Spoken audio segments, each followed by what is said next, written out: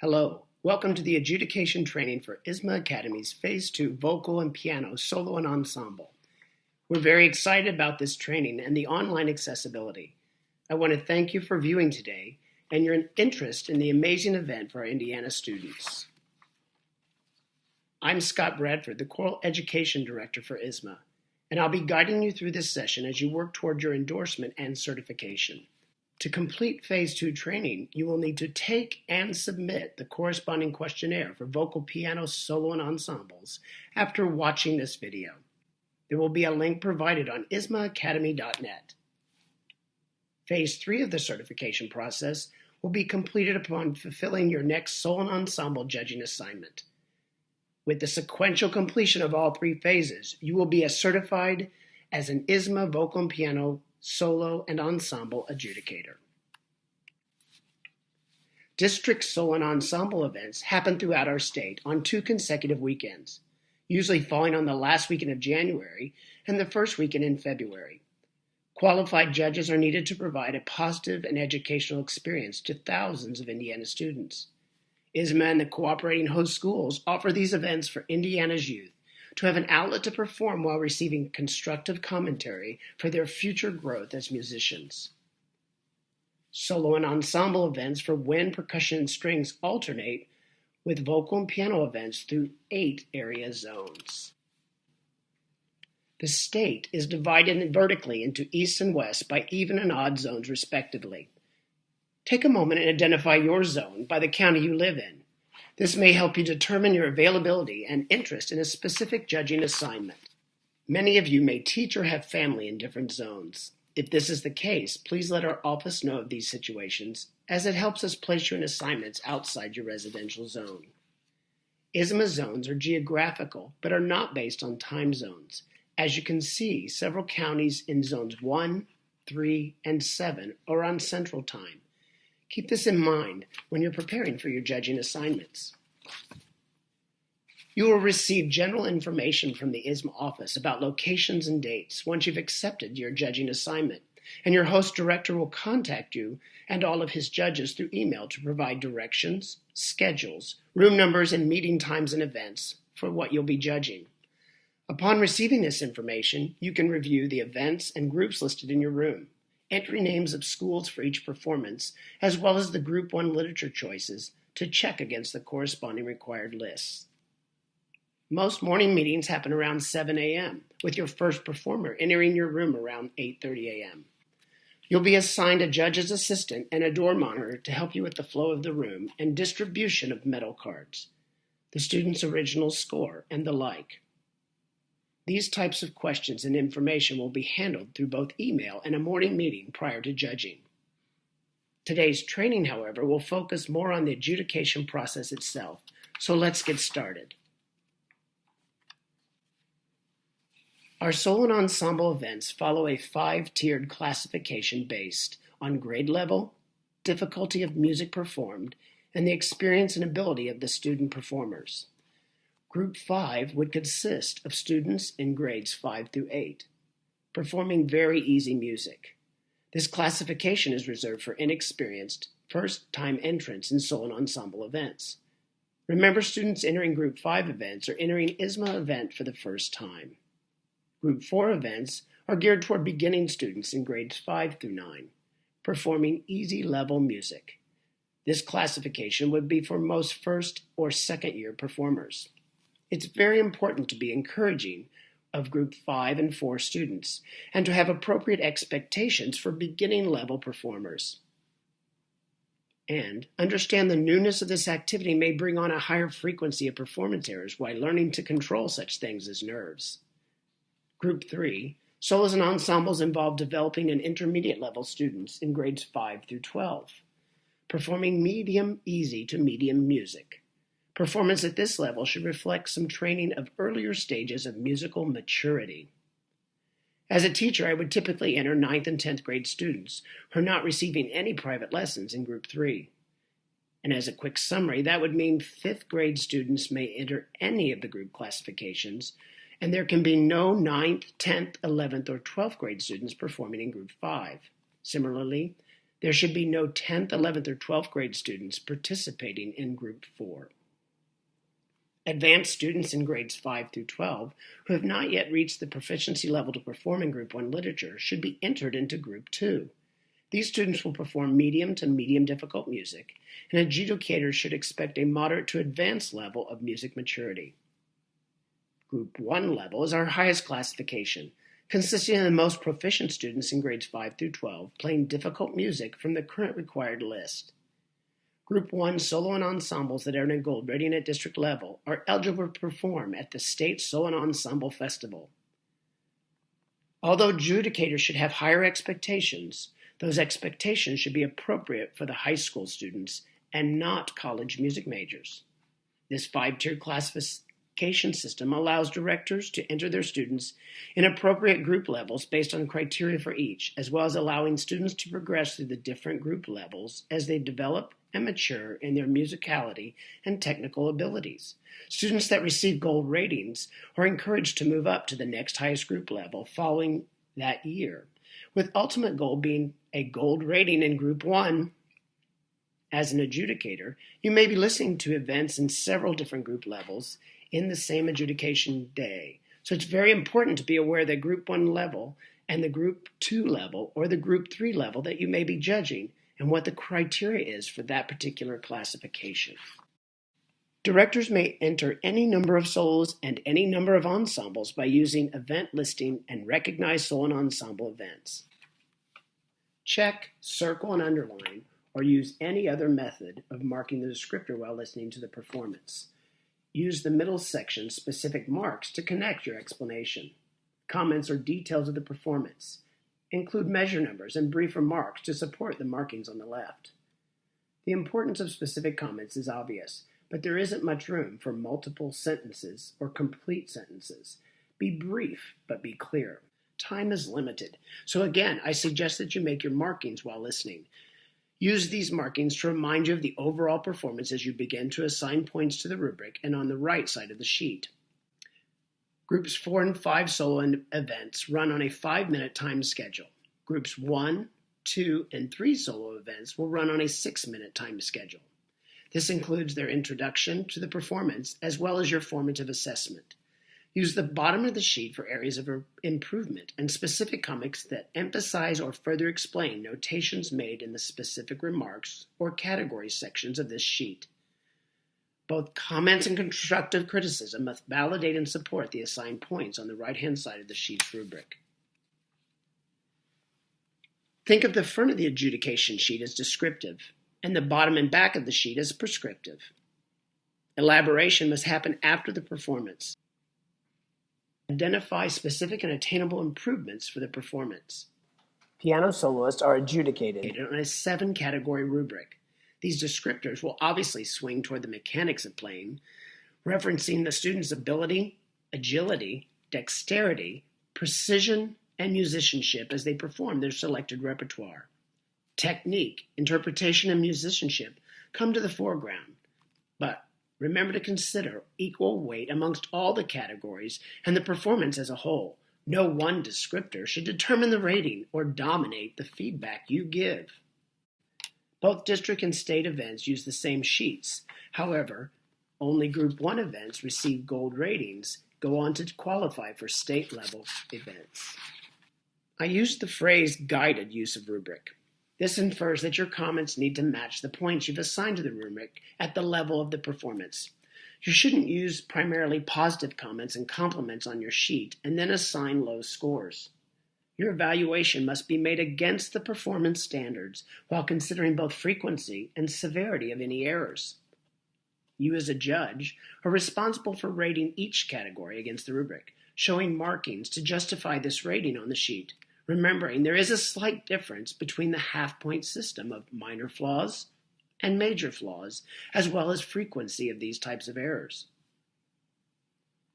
Major flaws and minor flaws can be distinguished by analyzing the factors such as group level, length of a piece, difficulty, and occurrence. As example, while adjudicating piano solos, you may have a misinterpretation of style as a result of the pedal being improperly used due to historical considerations, a composer's style, dynamic expression, tempo, ornamentation, and articulation markings. Your task is to make this determination. Is it a major flaw in this category or in this group level? Or is it a minor flaw due to expectations of the group level that they're entering? You must consider maturity and experience of the performer. Remember that a major flaw for Group 2 or for Group 1 performer may be beyond the maturity of a Group 5, 4, or 3 beginning performer. Look at the qualifiers for continuous, some, and frequent. Incorrect notes could be considered major flaws if they continually reoccur. Ask yourself, are these notes learned incorrectly or just a technical slip? Incorrect rhythms or lack of metric steadiness seem to be basic for singing and playing notes, but is a rhythm an interpretive error here, or did you hear it as a result of their nerves? You have to remember such tolerance. Is the performer a beginner? Did the repertoire hinder their performance? Is the error in technique, range, or phrasing something that happened just throughout the piece, or did they make this correction as they went along? This is where your expertise comes in as a judge. Use the rubric to help you set the standard, and then be consistent with yourself as you observe performance, and note the differences between 1 and 5, and 2 and 2.5 on the rubric above. Use this half-point system to help you rate the nuances observed. Don't just check the points off going through your initial impression. We can no longer authentically assess a performance by that thought. This performance deserves a gold or deserves a silver rating. We must analyze the performance, make comparisons against the rubric and the acceptable standards for both group level and the participants. Make suggestions for improvement, document specific moments in the score, and check that you have each category represented. Even a perfect performance needs to have suggestions for future growth. Teachers and students expect authentic and valuable feedback. A sheet with a perfect score and no supportive information markings is useless to director and singers when reflecting on their performance. In today's classroom, your commentary is often used for data and documentation of growth through learning objectives, so it is vital that you provide authentic and referenced feedback. To be outstanding in every detail is difficult, even for a seasoned performer. But if you take into account group and level, this can easily be evaluated if it's an excellent performance. Do not badger the student or comment on the sheet about just one specific pet peeve. Remember, the students are usually following the teacher's choices, teacher's edits, or suggested interpretive markings. Do offer all aspects of C, compliment, C, criticize, and C, course for improvement throughout your sheet. Then trust the rubric. It will take care of the final score. On the other end of scoring, giving a 4, unacceptable in every detail, should be seldom used. If you do use it, verify with written markings that are clear as to your reasoning. Be encouraging. Seeing a rating of 4 for a first-time soloist in Group 5 could devastate that young performer. Remember, it's important to be very encouraging for all Group 4 and 5 students and to have appropriate expectations for their performance levels. You have to discern the cause of any error. Question, was it caused by a slight memory issue or nervousness, or did it reoccur throughout the entire performance? Sometimes a student's performance is fantastic, except for one recurring wrong note or rhythm. If you feel justified in giving them a score of a 3 for frequent major flaws, but the rest of the sheet is indicative of a superior performance, the score will still be true, and the complete evaluation and quality of the descriptors will help you uphold that. The challenge I find with the rubric is that several of the descriptors cross over into each other. For example, articulation and pedaling are directly tied to interpretation and musicianship when evaluating a piano solo, and vocal intonation can be improved with better breath support, placement, and matching of vowels. When scoring, do not mark down a student more than once for the same issue, but you can always offer more than one compliment or improvement. As you're adjudicating, you will need to consider tolerance when deciding if the occurrence is a major or minor issue. Think about ideas such as song length, repetition or mistake, and recovery of that error that occurred. In the piano solo adjudication sheet, you'll find similarities to the vocal categories, but for obvious reasons, the score emphasizes different assessment areas. Categories of intonation, tone quality, and breathing technique are removed from the sheet. Note accuracy and rhythmic accuracy are moved to the top of the sheet, changing their position from 1 and 2, respectively. Note accuracy now contains the qualifier precision, and precision is defined as the quality, condition, or fact of being exact and accurate. Added to the piano sheet is 2 categories concerning technique. The first category is technique of arm, wrist, and fingers. I know my personal piano teacher's jumping up and down now just hearing those 2 words. Look for the correct hand position. Curved fingers, relaxed arms and wrists. Are their hands and wrists tense? If it doesn't impede their performance, then it will swing more toward a minor flaw in the rubric. It's common to discuss tension while observing piano students, so I would like to challenge you to discuss these descriptors for all group levels and not remain focused on any one position or habit. Look for reasons and solutions to observe the technique. As an example, look to see if poor wrist positions or hand positions are caused by their posture. Is the performer sitting up? Is he sitting at the wrong height? Remember that sometimes this is out of their control since there are few adjustable benches at our solo and ensemble sites. Let's go back to this word precision. Remembering the definition included quality and accuracy. Discuss the performance quality of their visual technique, as well as the relationship of their hands, wrists, and fingers to the success of their performance. Suggest a better fingering pattern for passages where they struggle. Help them with accuracy by defining the arc of the hands and the curvature of their fingers in regards to fluency and ease of playing.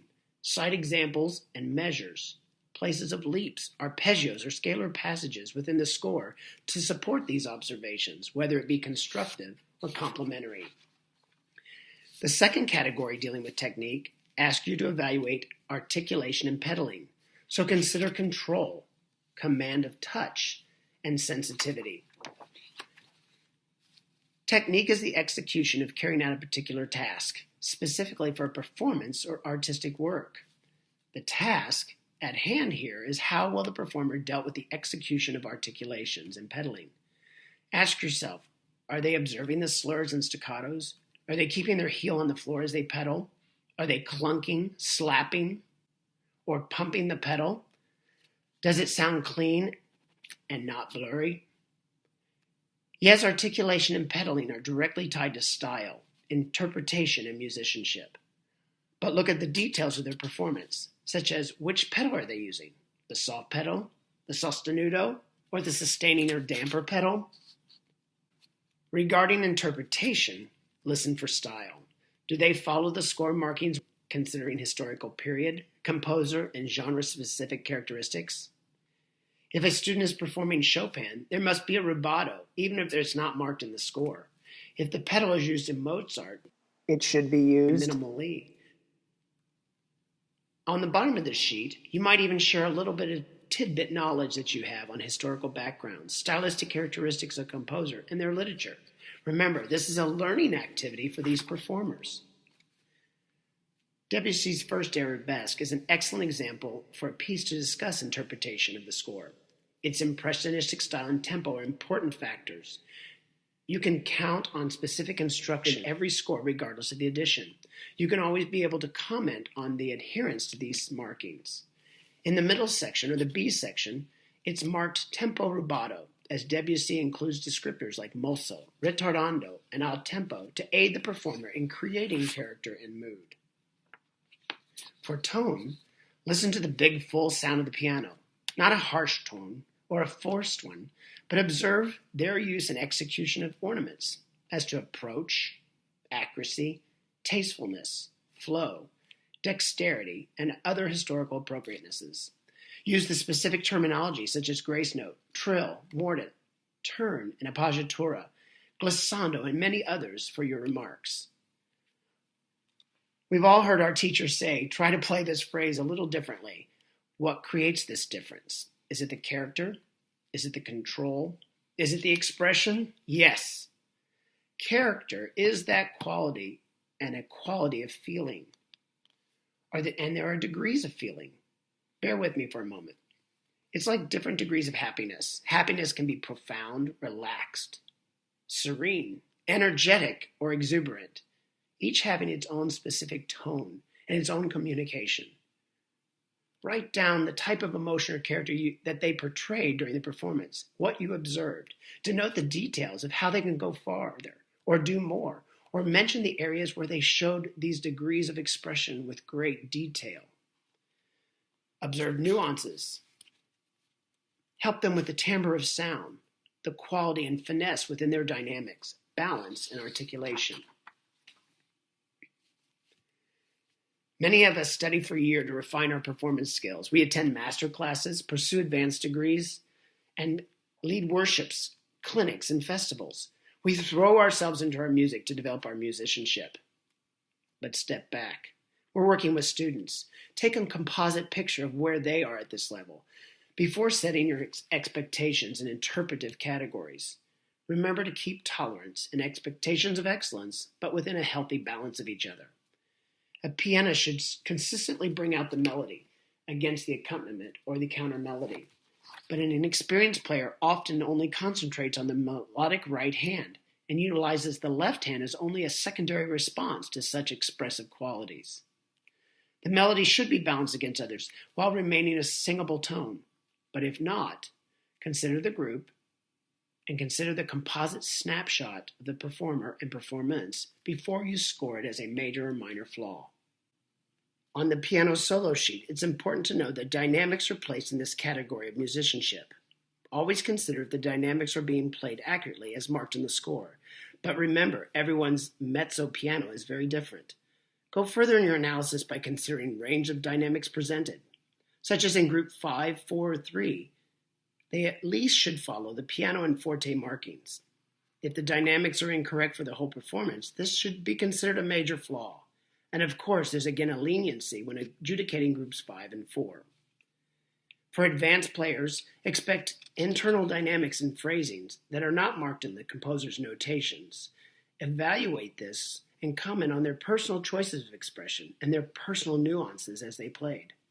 Listen for long phrases that are shaped using crescendos and decrescendos, as if they were singing a song.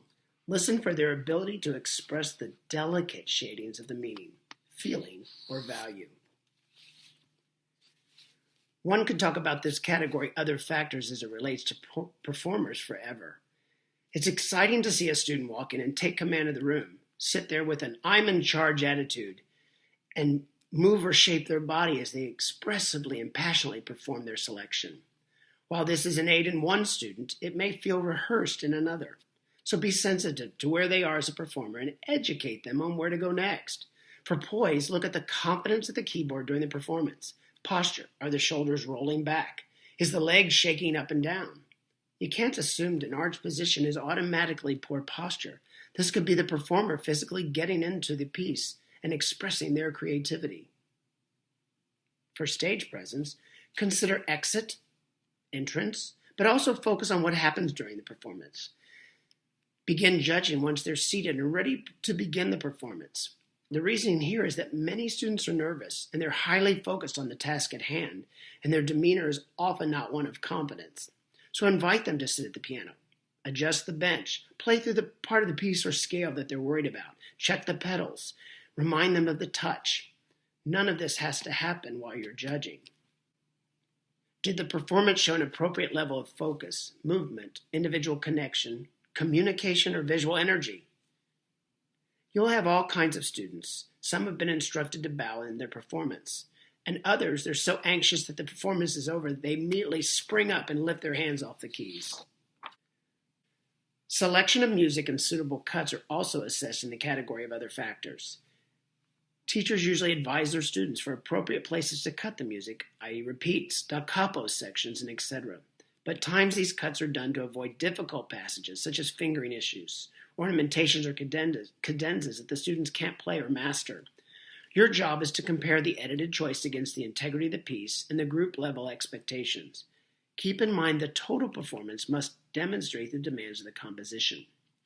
An example would be list number 040, Grieg's piano solo entitled Wedding Day at Trollhagen, Opus 65, number 6. The selection has 11 pages with a repeat marked in the score in the middle. Poco Tranquillo section could be edited. The moods and the character of the piece change within range, styles, meter, key, and expressive score markings, as well as return to the main theme. You wouldn't want the student to cut the tempo 1 section or return to that tempo, since it gives the listener that aha moment and adds breath to the composition as we return the original key and original meter. In lower groups, you may hear pop selections or arrangements of choral music that aren't specifically written for piano. This would be a major flaw in the selection of music, but you have to consider that this isn't the only descriptor in the category. There's others such as stage presence and memorization that may just balance out that descriptor and your points on the rubric. Memory slips aren't at all a major flaw for groups 5 and 4. If they literally stop, encourage them to finish. Yet for a group 1, it may be that the memory lapses keeps them from being successful in the other descriptors, such as note accuracy, poise, focus, or messes up their interpretation. To clarify, only Group 1 piano solos require memorization at district level, and the only penalty you should assign is for the use of music if a student were to perform in front of you with their music in front of them. In this training, I've referred to required lists for Group 1 vocal and piano events many times, so let's take a look at this list. ISSMA specifies the use of the Indiana required list for all Group 1 solos and ensembles. The required list is published in 6 separate booklets, 2 of which are for piano and vocal events. Please examine the repertoire carefully. You'll see errors in the use of the list. For example, for piano solos number 20, Brahms, Klaverstück, Opus 118, says any intermezzo may be played. However, a common error here is that the performers often try to use the romance. Since the romance movement is not an intermezzo, it doesn't satisfy the Group 1 literature requirement. Bach's preludes and fugues must match in key and number. Playing a prelude from Book 1 in E minor and another fugue in G major doesn't satisfy the required listing and the written qualifier for the term paired. These students and teachers shouldn't combine Book 1 and 2 selections, but they often do. The romantic qualities of Ravel's sonatine has numerous score markings to assist the performer in creating moments of great character and expression. Verify the appropriate movements used.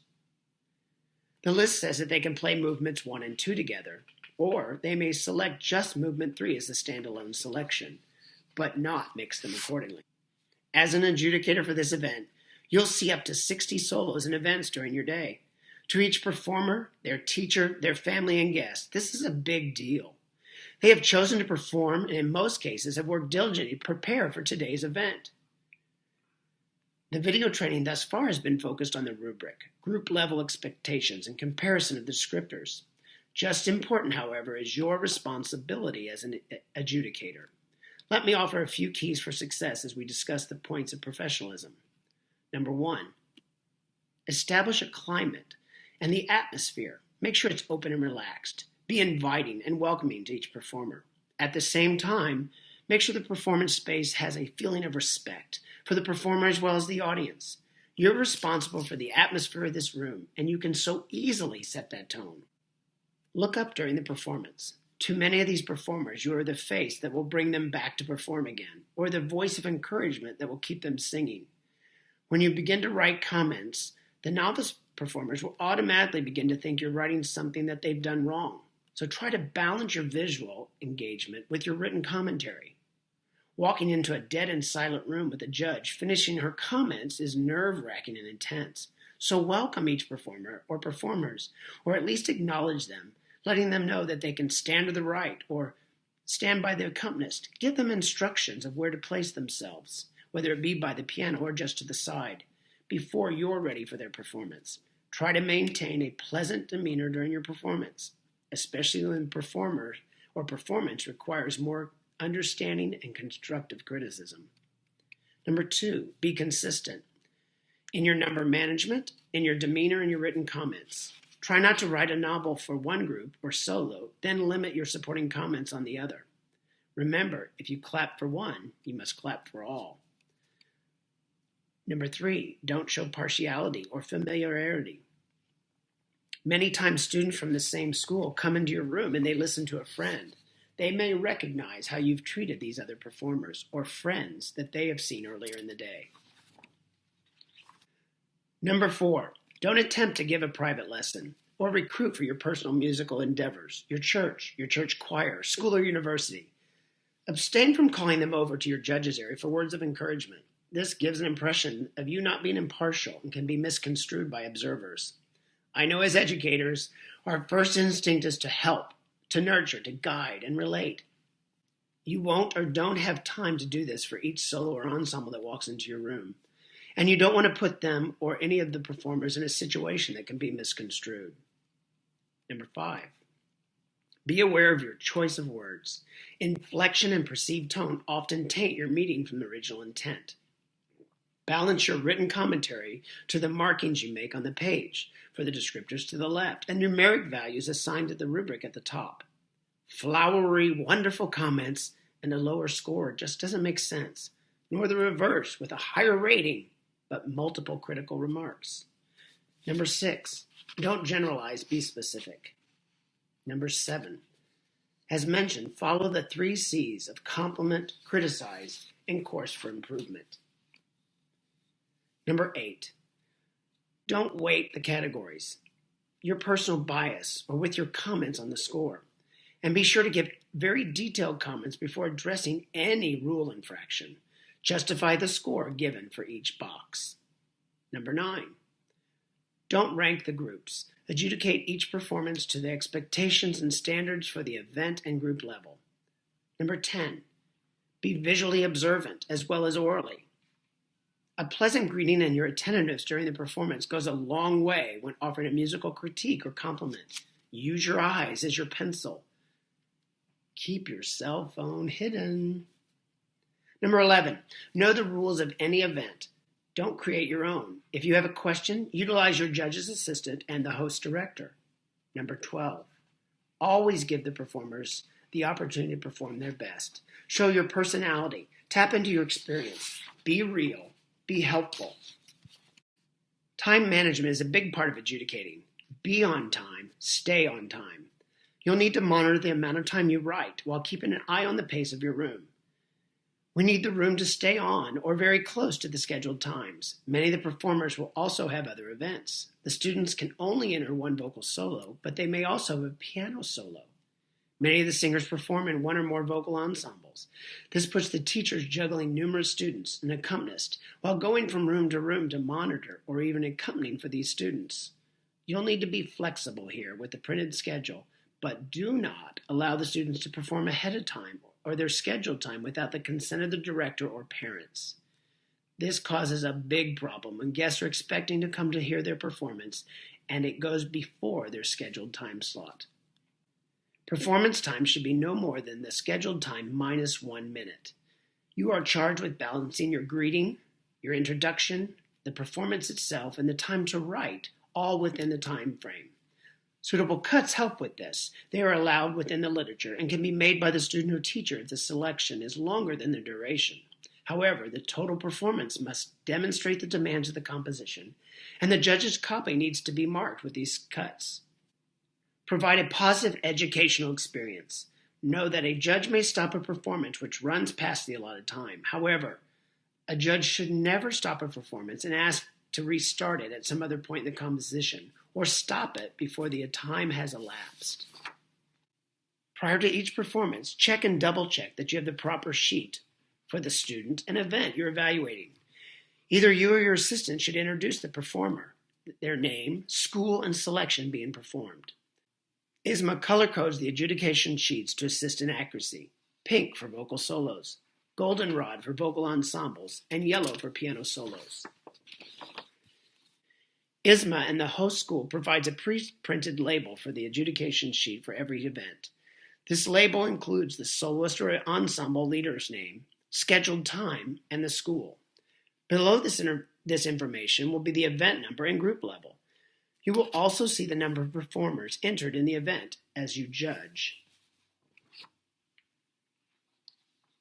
Infractions. Before we finish this phase of the video training, I would like to go over a few infractions that may occur during your assignment. Yes, on the morning of the event, ISSMA has the host school run a judges meeting to remind you of potential infractions and reviewing the culture of this event. However, I'd like to walk you through a few of the specifics now. Music and scores. Each performer should hand you or your assistant a valid musical score with the measures numbered. Memorization is not required for solos at district level with the exception of Group 1 piano solos. Memorization is required for both vocal and piano solos at state. Finalizing your sheet after the performance is basically a checklist. Be sure you've marked the rubric for each category. This is a common mistake and slows down the adjudication process for all. Complete your written comments. Place a check mark in the box to indicate the score for each of the 9 or 7 categories. Ask yourself the question, if I didn't mark any rating points on this sheet, how much benefit would the student derive from just my written comments? Total your points. Circle the earned rating. You'd be surprised how many sheets don't have these simple steps done. Check for any penalties and sign the sheet. Give the music and the medal card, rating card, to your judge's assistants. Both these get handed to the doorkeeper and returned to the performers after their performance. Be sure that the score sheet only goes to the runner who's responsible for taking it to headquarters and not to the students or teachers. Hold all DNA sheets and turn them in at the end of the day to headquarters. What's a DNA sheet, you ask? These are the did not appear sheets for solos and ensembles that chose not to perform. Never discard them or mark them up. With numerous events, you'll never know when a student or ensemble suddenly appears at the last moment for their evaluation. Always presenting yourself in an acceptable manner is an expectation of being an ISSMA adjudicator. In a word, professionalism. You will work with people. People have opinions and make judgments off impression. Their impression of you and ultimately ISSMA comes from your professionalism. So be polite. You're dealing with students, parents, teachers, and their guests. You'll have a judges meeting, lunch, and sometimes break. Please know that the schedule and the times are important and report on time, if not early, to the assignment. Know the location of the morning meeting. Study the information sent to you by the director from the host school. You will be sent an invitation to judge and an assignment letter via email from the ISSMA office that outlines the day's events. Then the host director will contact you, giving you pertinent information, including the directions and meetings. Try not to demean a teacher through your comments or corrections or verbally to any performer. If you feel like there's something you want to tell the director privately, write them a note with the specifics of the event or your concern. And at the end of the day, ask the host director to place that notice in an envelope for the director to read privately. Dressing. Professionalism isn't something we can assume anymore. Our culture expects and accepts dress shorts, footwear, and casual attire in many situations. We ask that you dress for the success. When the performance is finished, the performers often don't know how the remaining process works. They're anxious and excited about finishing their solo, and it's very easy to put the singer or pianist at ease. Just immediately mouth the words, such as thank you. Tell them that you'll send the results out in the hallway shortly, thank them, and show personality. Remember, certain courtesies of any performance. When checking your time on your cell phone, this can be considered as lack of focus or can be perceived as you not giving the performer your best assessment. A few other comments. Judges, especially piano judges, need to thoroughly check the piano in the room before they begin judging. A squeaky pedal, non-adjustable bench that's too high or too low, or squeaky can distract the soloist. Let the host know before you begin of any of these concerns. I recommend that the piano judge sit at the piano and play every note to get an idea of its touch, evenness, or dynamic range. If there are limitations to the piano, you surely need to adjust your commentary as not to penalize their performance. Please allow the pianist and or accompanist the opportunity to feel the piano and let them know that they can do this as you finalize your comments from the previous event.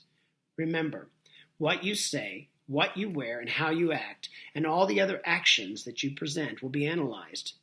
The perception will identify your character and those watching and listening to your conduct. I greatly appreciate your interest in becoming a certified adjudicator for piano and vocal solo and ensemble events through ISSMAacademy.net. These events give students the opportunity to perform, yet the process of selecting the solo, preparing the solo, and performing the solo is invaluable.